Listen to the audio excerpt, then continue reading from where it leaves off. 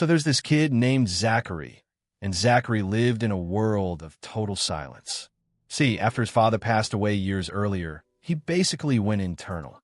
He rarely spoke, and when he did, his voice was flat, no emotion, just a blank mask.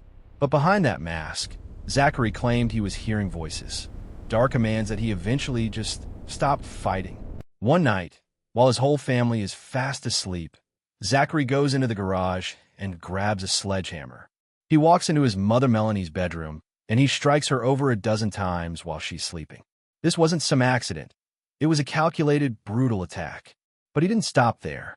He goes to the family's game room, grabs a bottle of whiskey, and uses it as an accelerant to start a fire.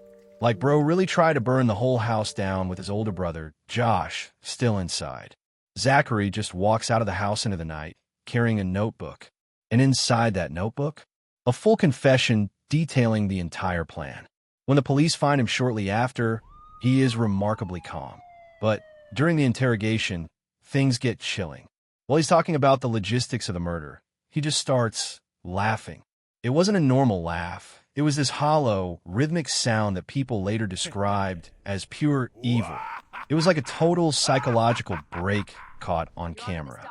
During the trial, his defense tried to say he was suffering from psychosis or autism, that he wasn't in contact with reality. But the prosecution pointed to that notebook and the whiskey. That wasn't a break. It was a premeditated, cold-blooded plot. Even though he was only 15, the judge ruled the savage nature of the crime meant he had to be tried as an adult. The jury wasn't buying the insanity defense. They found him guilty of first-degree murder, attempted murder, and arson. He was sentenced to life in prison, plus another 20 years for the attempt on his brother's life. To some, he's a victim of a failed mental health system. To others, he's a calculated killer who wore a bizarre mask to hide his true motives.